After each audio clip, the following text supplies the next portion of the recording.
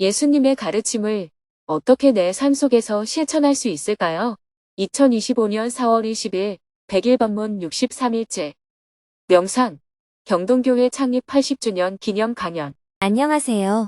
법륜 스님의 100일 법문 63일째 날입니다. 오전에는 대중과 함께 명상을 하고 오후에는 경동교회 창립 80주년 기념 강연을 하고 저녁에는 향유 법사님 장례식장을 조문하였습니다. 스님은 새벽 수행과 명상을 마친 후 정토사회문화회관으로 향했습니다. 오전 10시 15분이 되자 3층 설법전에는 240여 명의 대중이 자리했습니다. 삼귀와 반야심경을 봉독하며 일요 명상을 시작했습니다. 대중이 스님에게 삼배의 예로 법문을 청하자 스님이 명상을 하는 방법에 대해 안내했습니다. 100일 법문을 시작하고 9번째 맞이하는 일요 명상 시간입니다.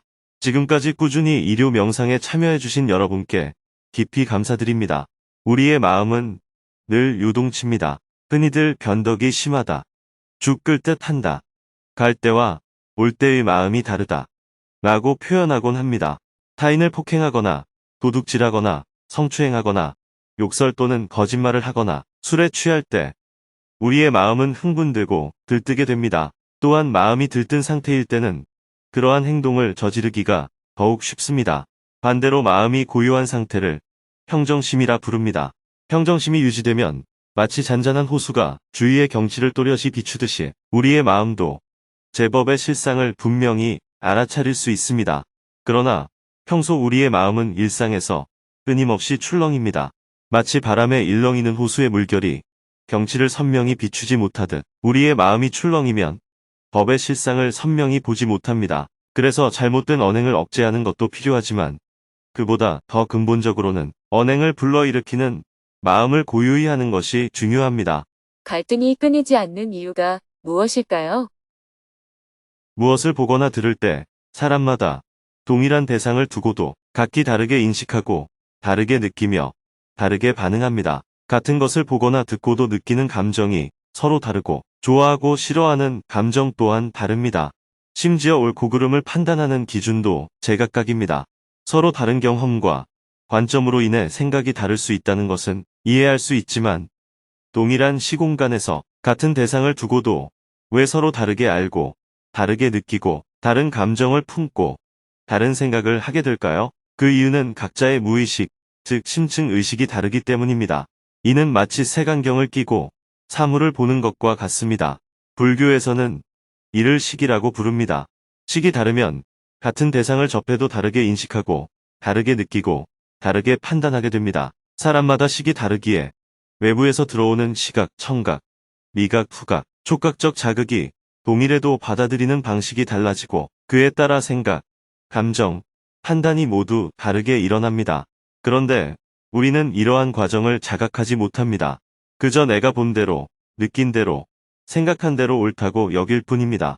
그래서 갈등과 괴로움이 끊이지 않는 것입니다. 명상을 하면 이러한 외부 자극을 차단할 수 있습니다. 눈을 감고 조용한 공간에서 움직임을 멈추면 시각, 청각, 후각, 미각, 촉각을 통한 자극이 현저히 줄어듭니다. 그러나 외부 자극이 사라져도 마음속에서는 여전히 많은 생각이 일어납니다.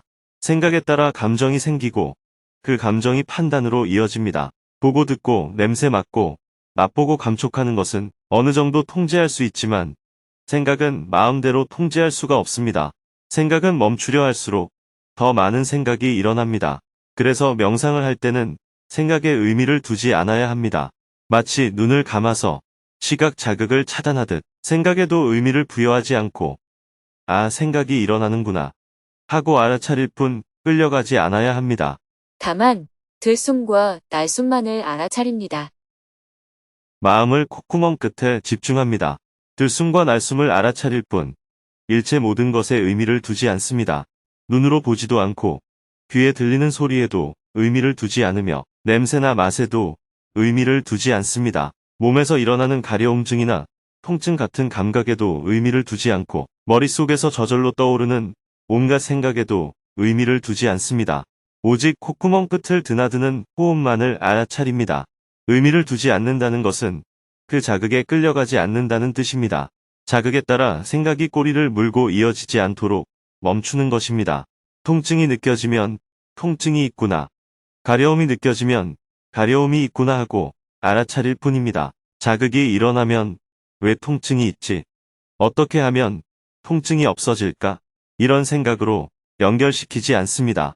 그렇게 하면 마음이 점차 고요해집니다.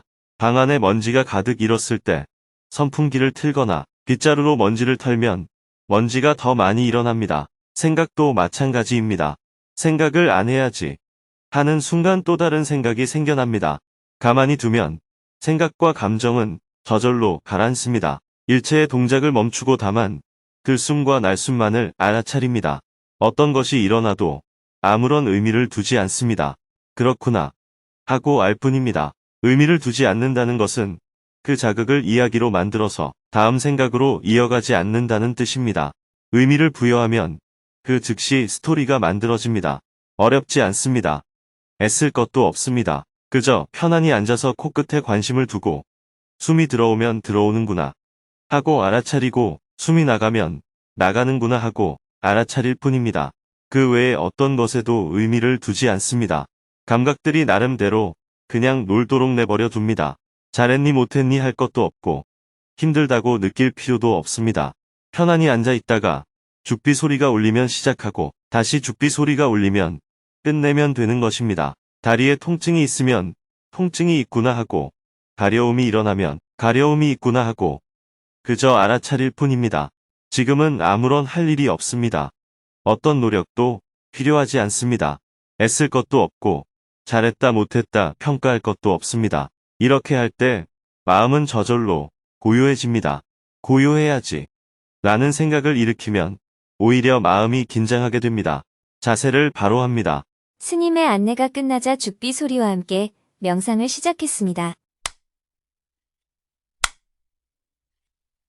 30분간 명상을 한 후 다시 죽비 소리가 울렸습니다. 10분간 포행을 했습니다. 다리를 풀 때는 참았다가 푸는 것이 아니라 편안한 가운데 다리를 천천히 풀고 일어나서 포행합니다. 앉아서 호흡을 알아차리는 것이 좌선이라면 걷는 동안 동작과 자세를 알아차리는 것이 행선입니다. 차이는 오직 앉아 있느냐, 걷고 있느냐 뿐이지 둘 다 똑같습니다. 포행을 할 때는 자세와 동작을 알아차리는 것에 집중했습니다. 스님의 안내에 따라 다시 자리에 앉아 명상을 했습니다. 다시 30분간 명상을 했습니다. 30분간 3번 명상을 한 후 마쳤습니다. 대중은 모든 별로 마음 나누기를 하였고 스님은 점심 식사를 한 후 서울 중구에 위치한 경동교회로 향했습니다. 오후 1시 20분에 경동교회에 도착했습니다. 먼저 재단법인 여애와 함께해서 운영하는 대화문화 아카데미의 강대인 명예 원장을 찾아뵙고 차담을 나누었습니다. 정성원 한국 DMZ 평화생명동산 이사장께서도 함께 자리했습니다. 스님은 두 분과 반갑게 인사를 나눈 후 두북수련원에서 채취해온 엄나무 순을 선물했습니다. 강대인 원장께서는 오늘이 기독교의 가장 큰 기념일인 부활절이라고 알려주었습니다. 오늘이 부활절입니다. 불교에서는 석가탄신일이 가장 큰 명절이죠. 기독교에서는 부활절이 가장 큰 명절입니다. 예수님의 출생에 대해서는 크게 의미 부여를 하지 않는 편입니다. 스님이 대답했습니다. 불교도 사실은 깨달은 날이 제일 중요한 명절이 되어야 합니다. 왜냐하면 깨달아야 부처가 되는 것이니까요. 그런데 남방 불교에서는 부처님이 태어난 날, 깨달은 날, 돌아가신 날이 같은 날입니다. 중국의 불교가 전래되면서 날이 나누어진 겁니다. 가볍게 인사를 주고받은 후 시국 현안에 대해 대화를 나누었습니다. 세 분은 갈수록 국론 분열이 심해지는 현상을 우려하면서 어떻게 하면 국민 통합을 이룰 수 있을지 머리를 맞대고 의논했습니다. 정치인들이 서로를 적대하지 않고 대화 테이블에 앉도록 하려면 사회 원로들이 어떤 역할을 하면 좋을지 많은 이야기를 나누었습니다. 오후 2시가 되어 다 함께 경동교회 80주년 기념 행사가 열리는 예배당으로 향했습니다. 먼저 사회자가 스님을 소개하자 큰 박수를 받으며 스님이 십자가 아래 섰습니다. 스님은 먼저 경동교회 창립 80주년을 축하하며 경동교회의 창립자인 고 강월용 목사님과의 인연에 대해 이야기하며 강연을 시작했습니다. 경동교회 창립 80주년과 크리스천 아카데미 창립 60주년을 진심으로 축하드립니다. 아울러 경동교회를 창립하고 이끌어주신 강월용 목사님과 박종화 목사님, 그리고 현재 목회를 맡고 계신 이명서 목사님께 감사의 인사를 전합니다. 경동교회와 인연을 맺어온 50년의 세월. 저는 20대 중반에 강월용 목사님과의 만남을 시작으로 경동교회와 크리스천 아카데미와의 인연이 지금까지 50여 년간 이어지고 있습니다. 저는 어릴 때 작은 시골 교회를 다녔습니다. 크리스마스가 되면 카드도 받고 동방박사 역할을 맡아서 연극도 했습니다. 돌이켜보면 제 삶 역시 진리를 찾아가는 동방박사의 여정을 닮아 있습니다. 이렇게 시작된 교회와의 인연은 지금까지 이어졌고, 불교에서는 이를 묘한 인연이라고 부릅니다. 기독교에서는 이를 하느님의 섭리라고 표현할 것 같습니다. 하느님께서는 기독교인이나 목회자를 통해서만 역사하시는 것이 아니라 타 종교인 등 다양한 사람들을 통해서도 역사하신다고 생각합니다. 저는 젊은 시절에 강월용 목사님께 많은 것을 배웠습니다. 강월용 목사님께서 경동교회와 크리스천 아카데미를 설립하여 우리 사회에 이바지하신 것처럼 저 역시 정토회와 여러 사회단체를 설립하여 우리 사회에 기여하고 있습니다. 말하자면 경동교회를 벤치마킹한 셈입니다. 20대 중반에 크리스천 아카데미에서 진행하는 농민교육 프로그램에 참여하면서 강월용 목사님을 처음 배웠습니다. 돌이켜보면 그 경험이야말로 제가 사회 문제에 눈을 뜨고 체계적으로 접근하는 첫 번째 배움이 아니었나 생각합니다. 당시 불교는 사회 문제에 무관심했습니다. 그러나 1980년대부터 대학생 불교연합회를 중심으로 민중불교 운동이 일어나면서 제가 대학생 불교연합회 지도 법사를 맡게 되었습니다. 그래서 당시 대학생들에게 사회 민주화 운동에 대한 불교적 관점을 제시하게 되었습니다. 그때 대학생들은 대부분 사회과학을 중심으로 해서 사회운동을 했지 불교를 통해 사회 변혁을 생각하진 않았습니다. 왜냐하면 불교 안에 그런 사회 변혁 운동의 가르침이 있다는 것조차 몰랐으니까요. 그런 상황에서 저는 부처님의 일생을 살펴보며 붓다라는 한 인간이 그 시대의 사회적 모순을 어떻게 극복했는지에 주목했습니다. 부처님이 성차별과 계급차별을 극복하기 위해 얼마나 애썼는지를 하나하나 발견해서 학생들에게 소개했습니다. 사회과학을 통해서만 민주화 운동이 가능한 것이 아니라 자신이 가진 신앙에서 출발해도 충분히 사회운동의 에너지가 나올 수 있음을 전했습니다. 학생들은 이런 이야기에 갈증을 느끼고 있었습니다.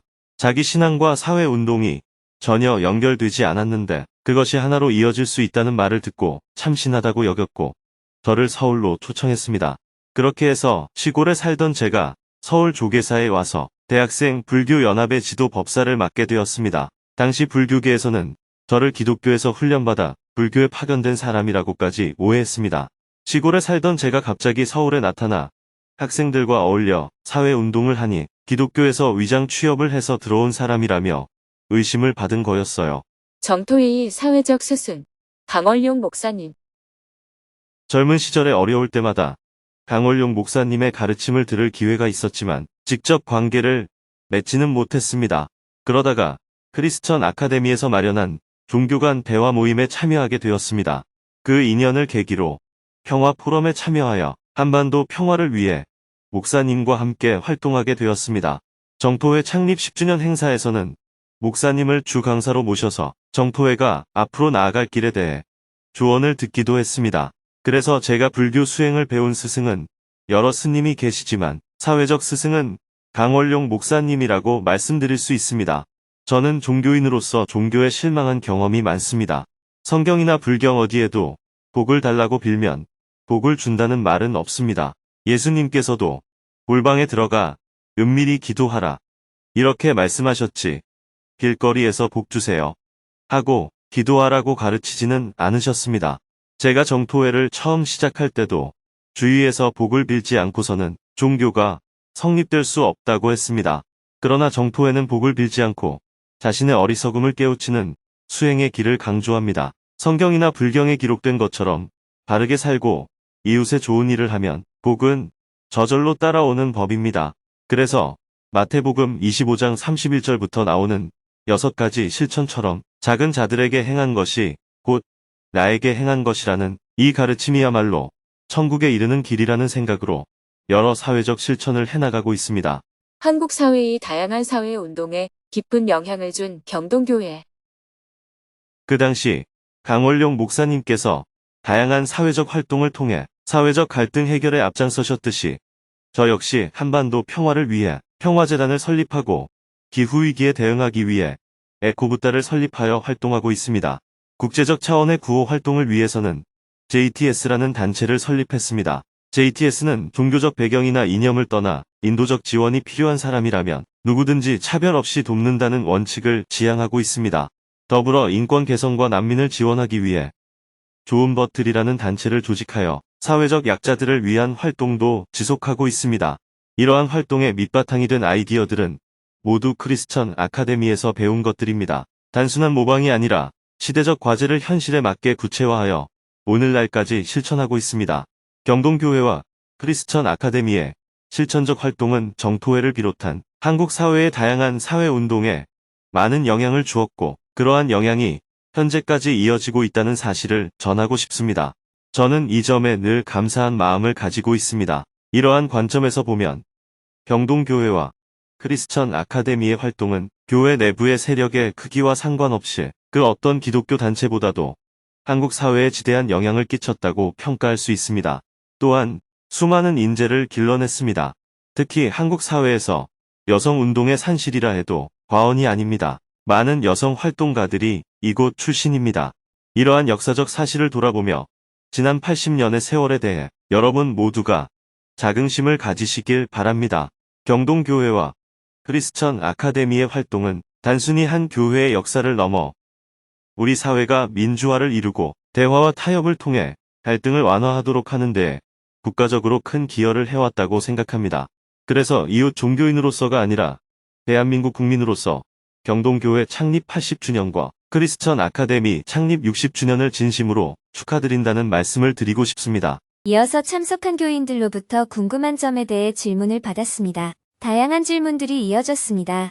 그중 한 명은 경동교회 80주년을 돌아보며 부족한 점이 있다면 무엇이라고 생각하는지 충고의 말을 부탁했습니다. 경동교회가 부족한 점이 있다면 그것은 무엇일까요? 스님께서는 분명 불교적 깨달음을 이루신 분이라 생각합니다. 말씀하시는 내용을 들어보면 우리와 같은 목적지를 향해 가고 계신다는 믿음이 생깁니다. 이러한 관점에서 보았을 때 부족한 저희 교인들에게 충고 말씀을 해주시면 감사하겠습니다. 역사적으로 실존했던 인간 붓다의 삶과 깨달음, 그리고 초기 가르침은 오늘날 한국에서 종교로 존재하는 불교의 모습과는 많이 다릅니다. 별 관계가 없다고 말해도 과언이 아닐 정도입니다. 오늘날 종교로서의 불교는 이름만 불교일 뿐 인도의 전통 신앙과 별반 다르지 않습니다. 단지 신의 이름이 부처라고 하는 차이만 있을 뿐 복을 비는 방식은 거의 동일합니다. 그럼에도 불구하고 저는 이런 모습에 대해 옳다, 그르다 하는 평가를 하지 않습니다. 왜냐하면 현실에 존재하는 것은 그것 자체로 사실이기 때문입니다. 다만 정토회에서는 역사적으로 실존했던 인간 붓다의 삶과 사상을 본받고자 하는 수행적 관점을 중시하고 있습니다. 저는 이것을 종교로서의 불교와 구분하여 수행으로서의 불교라고 표현합니다. 불교는 크게 종교적, 철학적, 수행적 성격으로 나눌 수 있습니다. 정토회는 그 중에서도 수행적 성격을 중심에 두고 있는 것입니다. 종교적 성격을 필요로 하는 분들은 종교적 불교로 나아가면 되고 철학적 탐구를 원하는 분들은 대학이나 연구기관으로 향하면 될 것입니다. 그래서 논쟁은 지향하고 있습니다. 대신 어떤 관점을 갖고 삶을 살아갈 것인가 하는 입장을 중요시하고 있습니다. 예수님의 가르침을 어떻게 내 삶 속에서 실천할 수 있을까요? 사실 저는 오래전부터 성경을 바탕으로 법문을 한번 해보고 싶다는 마음을 갖고 있었습니다. 언젠가는 이 주제로 책을 한 권 써보고 싶을 정도예요. 왜냐하면 성경 속에도 불교적 관점에서 바라볼 때 수행에 관한 가르침이 풍부하게 담겨 있기 때문입니다. 대표적으로 예수님이 하신 산상설교가 그렇습니다. 오리를 가자고 하면 십리를 가주어라. 속옷을 달라 하면 겉옷까지 벗어주어라. 내 오른편 뺨을 때리거든 왼편 뺨도 돌려대어라.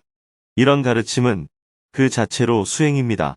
누구를 미워하지 마라를 넘어 원수를 사랑하라 하고 가르친 것도 부처님의 가르침과 일치합니다. 미워하는 마음을 억누르는 대신 사랑하는 마음을 내면 미움은 저절로 사라집니다. 훔치지 마라. 대신 베풀어라. 하고 가르치는 것 또한 같은 맥락입니다. 기도를 할 때는 은밀히 해야 하며 조건을 붙이지 말라고 가르친 것도 수행적 관점과 매우 일치하는 대목입니다. 왜냐하면 그분은 전지전능하심으로 이미 우리의 마음을 다 알고 계시기 때문입니다. 그런데도 큰 소리로 기도하거나 조건을 일일이 나열하는 것은 하느님을 못 믿는 자세입니다. 혹시 하느님이 내 기도를 못 들으시거나 빠뜨리실까 염려해서 하는 행동인 것입니다. 그리고 제가 보기에는 목사님들이 하시는 설교가 예수님의 가르침인 신약 성경보다는 이스라엘의 역사를 중심으로 전개되는 구약 성경을 더 많이 인용하는 것 같습니다. 그러나 신앙의 본질은 과거의 역사가 아니라 예수님의 가르침을 얼마나 깊이 이해하고 그것을 어떻게 삶 속에서 실천하느냐에 달려 있다고 생각합니다. 오늘은 기독교에서 가장 중요하게 생각하는 부활절입니다. 저는 예수님의 육신이 살아난 것이 곧 부활이다. 이렇게 해석하는 것은 부활의 의미를 너무 낮은 수준으로 이해하는 것이라고 생각합니다. 예수님께서는 십자가에 못 박히셨을 때 그 상황을 만든 사람들을 향해 주여, 저들을 용서하소서 라고 말씀하셨습니다. 그리고 이어서 그들은 자기들이 지은 죄를 모릅니다. 라고 말씀하셨어요. 앞의 말씀은 저들을 용서하라는 뜻이고 뒤의 말씀은 저들은 죄가 없다는 뜻입니다. 예수님께서는 왜 이런 말씀을 하셨을까요? 구약 성경에서 하느님은 사람들이 당신의 말을 듣지 않으면 응징하셨습니다. 소돔과 고모라처럼 소금 기둥을 만들어서 응징하는 하느님이셨어요. 그러나 예수님 이후의 하느님은 사랑의 하느님이에요. 예수님께서는 자신을 십자가에 못 박은 사람들을 향해 그들을 용서하라고 기도하셨습니다. 사실 그들은 일상적으로 자신의 업무를 수행하던 교도소 직원들이었습니다. 그들은 자신이 무슨 죄를 지은지 모르는 거죠. 예수님은 그것을 온전히 이해하고 계셨습니다. 그들을 온전히 이해하셨기 때문에 그들은 죄가 없다 하고 말씀하신 것입니다. 그러니 온전한 이해야말로 최고의 사랑인 것입니다. 이해가 곧 사랑입니다. 자신을 죽인 사람을 용서할 뿐만 아니라 오히려 그들은 죄가 없다고 말하는 것은 인간으로서는 할 수 없는 일입니다. 일반적인 사람이라면 주여, 다른 사람은 몰라도 저 두 사람은 지옥으로 보내주세요 라고 말하는 것이 상식일 텐데 예수님은 그들을 용서하셨습니다. 이것은 곧 구약의 하느님을 뛰어넘는 일입니다. 제 생각에는 예수님께서 징벌의 하나님에 대한 신앙을 사랑의 하나님으로 바꾸셨다고 봅니다. 그래서 예수님은 단순히 성자가 아니라 하느님 그 자체가 되신 것입니다. 하느님만이 가질 수 있는 그 마음을 예수님께서 보여주셨기 때문입니다. 이 사건을 통해 예수님은 성자에서 성부로 거듭나신 것입니다. 그러니 예수님의 육신은 십자가에 못 박아 죽일 수 있어도 예수님의 정신은 결코 죽일 수 없었습니다. 오히려 사랑의 하느님으로 부활하신 것입니다. 이것이 바로 영생이며 부활입니다. 몸이 되살아나는 것이 부활이 아니라 그 사람의 정신이 영원히 살아있는 것이 부활이라고 생각합니다. 이제는 성경을 무조건 믿으라고 말하는 시대는 지나갔다고 생각합니다. 예수님의 가르침, 즉 산상설교나 마태복음 25장에 담긴 말씀들을 삶 속에서 실천하는 것이 중요한 시대가 되었습니다. 기독교든 불교든 이제 종교의 이름은 그리 중요하지 않습니다. 중요한 것은 그 가르침에 얼마나 충실하게 살아가느냐입니다. 종교인의 수가 많다고 해서 사회적 범죄가 줄어들지는 않습니다. 통계적으로 보아도 종교인과 무종교인 사이에 범죄율의 차이는 거의 없습니다. 폭행범, 성추행범, 사기범 가운데도 종교인이 적지 않습니다. 그러니 종교인의 수가 많다는 것이 무슨 의미가 있겠습니까? 결국 중요한 것은 자신이 믿는 신앙을 통해 삶에 어떤 변화를 이루었고 그것이 실제 삶에서 어떻게 드러나고 있는가 하는 점입니다. 삶을 통해 사회와 이웃으로부터 어떤 신뢰를 쌓아가느냐가 중요합니다. 지금 우리 모두에게 필요한 것은 진정한 신앙으로 돌아가려는 자세라고 생각합니다. 가르침에 감동하고 그 감동으로 삶이 거듭나야 합니다. 경동교회가 걸어온 80년의 성과를 단순히 교회의 크기로 평가해서는 안 됩니다. 강원룡 목사님과 여러분이 우리 사회에 끼친 긍정적 영향은 그보다 수백, 수천 배 더 크다고 할 수 있습니다. 저 역시 그 영향을 받은 사람 중 하나입니다. 이 자리를 빌려 간증합니다. 강연이 끝나자 여기저기서 감탄이 흘러나왔고 스님이 설교단을 내려온 뒤에도 박수는 좀처럼 멎지 않았습니다. 얼굴마다 깊은 여운이 어려 있었습니다. 이어서 경동교회 박종화 원로 목사님이 앞으로 나와 축사를 해주었습니다. 저는 매달 한 번씩 정토회에 가서 민족의 화해와 평화를 위한 종교인 모임을 하고 있습니다. 북한 인도적 지원 문제를 비롯해서 국민 통합과 한반도 평화를 위해 다양한 활동을 함께 하고 있습니다. 이렇게 사회를 위한 좋은 일들은 종교를 초월해서 할 수가 있습니다. 매년 부처님 오신 날에는 정토회의 초청을 받아서 설법을 하는데요. 제가 불자들에게 성불하십시오 라고 말한 것이 인터넷에 올라가서 기독교인들이 목사가 어떻게 그럴 수 있느냐 하고 비난해서 곤욕을 치른 적도 있습니다. 그런데 생각해 보세요. 아무리 목사라고 해도 절에 갔으면 성불하십시오 라고 해야지 할렐루야 라고 하면 되겠습니까?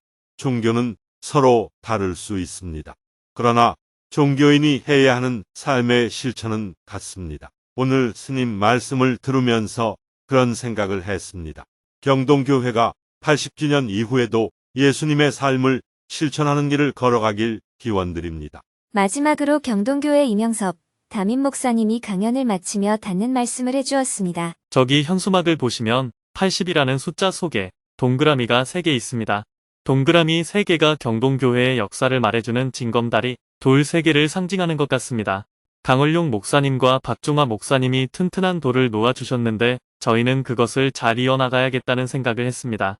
요즘 기독교계가 많이 어려운데 법륜 스님께서 성경 공부를 하고 계신다 하니 더욱더 위기의식을 느낍니다. 저도 작년부터 정토회를 방문하기 시작했습니다. 앞으로 더 좋은 세상을 만들기 위해 무엇을 협력할 수 있는지 더욱더 노력하겠습니다. 기념 강연을 마친 후 차담 장소로 이동했습니다. 경동교회 관계자들이 모두 자리하여 서로 소개도 하고 담소를 나눈 후 경동교회를 나왔습니다. 오후 4시에 경동교회를 출발해 대전으로 향했습니다. 어젯밤 정토회 결사행자이신 향유 법사님께서 1년 넘게 이어온 암 투병 끝에 생을 마감하셨습니다. 정토회 법사단은 향유 법사님께서 오랜 시간 활동하신 대전에 빈소를 마련했습니다. 차로 3시간을 달려 저녁 7시에 빈소에 도착했습니다. 영정사진 앞에 향을 피우고 삼배를 한 후 가족들을 위로했습니다. 남편 되시는 곽영술 거사님은 정토회 불사위원회에서 많은 역할을 맡아 봉사를 하고 계십니다. 스님은 거사님을 꼭 끌어안고 위로를 해주었습니다. 마음이 아프시지요. 거사님은 끝내 울음을 참지 못했습니다. 향유법사님은 정토불교대학을 졸업하고 대전 법당 총무, 중부권 국장, 대전정토회 대표를 역임하며 정토행자들의 귀감이 되어온 분입니다. 법사님과 대전 지역에서 함께 활동했던 많은 분들도 빈소를 방문하여 슬픔을 가누지 못했습니다. 참석한 대중 모두가 영정 앞에 자리한 가운데 천도제를 지냈습니다. 연부를 하기 전에 스님이 영가를 위해 법문을 했습니다. 향료, 정경주 영가시여. 영가께서 오늘 이렇게 홀연히 떠나시니 여기 모인 가족과 대중, 결사행자, 법사단, 지부장, 지회장, 전법회원, 일반 회원 등 모든 인연 있는 사람들이 슬퍼하며 영가의 극락왕생을 발언하는 천도제를 지내고 있습니다. 무엇이 영가의 본래 면목입니까? 우리가 부처님의 법을 배우는 목표는 생사가 둘이 아님을 알아 태어나고 죽음에 대해 걸림이 없기 위해서입니다. 영가께서 오늘 이렇게 홀연히 가신다 해도 간다고 할 것이 없고 오신다 해도 온다고 할 것이 없는 그런 도리를 알 때 우리는 열반에 든다고 말합니다. 그러니 우리들도 영가의 떠나심을 보며 슬픔만 간직할 것이 아니라 다시 부처님의 법을 나누고자 합니다. 위대한 부처님이 열반에 드실 때도 수행자들이 스승의 떠나심을 슬퍼해서 통곡을 했다고 합니다. 그러나 아니루따 존자가 이 몸에 성스럽다 할 것이 없고 이 느낌에 즐겁다 할 것이 없고 이 마음에 항상한다 할 것이 없고 이 법에 나라고 할 것이 없다 하는 부처님의 가르침을 환기시켜 대중이 평정심을 찾아 부처님의 열반을 고요한 가운데 맞이했다고 합니다. 오늘 우리들도 생각을 일으키면 슬픔을 가눌 수 없지만 그 생각을 내려놓고 부처님의 가르침으로 돌아가 평정심을 가지려고 합니다. 그러니 영가께서는 영식을 오롯이 하여 이 법사의 질문에 쾌활하게 답을 하소서. 영가시여, 볼 수도 없고, 들을 수도 없고, 맛볼 수도 없고, 냄새 맡을 수도 없고, 감촉할 수도 없고, 생각할 수도 없는 지금에 이르러서 무엇이 영가의 본래 면목입니까? 지금까지는 보고 듣고 맛보고 냄새 맡고 만지고 생각하면서 이것이 나다. 이것이 내 것이다. 내가 옳다 이렇게 주장하셨습니다. 그러나 지금 영가께서는 무엇을 가지고 영가의 본래 면목이라고 할 것입니까? 영가께서 쾌활하게 대답하셨다면 즉시 해탈 열반에 들 것입니다. 만약 대답함에 머뭇거림이 있다면 여기 모인 대중의 왕생 극락을 비는 간절한 연불의 공덕으로 극락세계에 왕생하시어 아미타 부처님을 칭견하고 직접 법문을 들어 깨달음을 얻으시고 부디 해탈 열반을 성취하소서. 오늘 이 자리에 모인 영가의 가족과 영가와 함께 활동했던 모든 대중은 헤어짐의 슬픔을 억누르며 오직 영가의 왕생 극락을 위해서 간절한 마음으로 연불을 하겠습니다. 이 연불 공덕으로 부디 극락 왕생하소서. 이어서 다 함께 간절한 마음으로 연불을 했습니다. 장엄 연불을 하며 정성껏 천도제를 지낸 후 스님은 대중을 향해 앉았습니다. 그리고 향유 법사님에 대해 한 말씀을 해주었습니다. 향유 정경주 법사님은 정토회의 법사로서 돌아가신 분 중에 두 번째에 해당합니다. 첫 번째로 변정 법사님께서 돌아가셨습니다. 그러나 변정 법사님은 정토회의 법사 체계가 만들어지기 전에 법사가 되신 분입니다. 그래서 정토회의 법사 체계가 만들어진 후에는 향유 법사님이 처음으로 돌아가신 분이라고 할 수 있습니다. 향유 법사님은 정토회를 만난 뒤에 혼신의 힘을 다해서 수행하고 전법을 하셨습니다.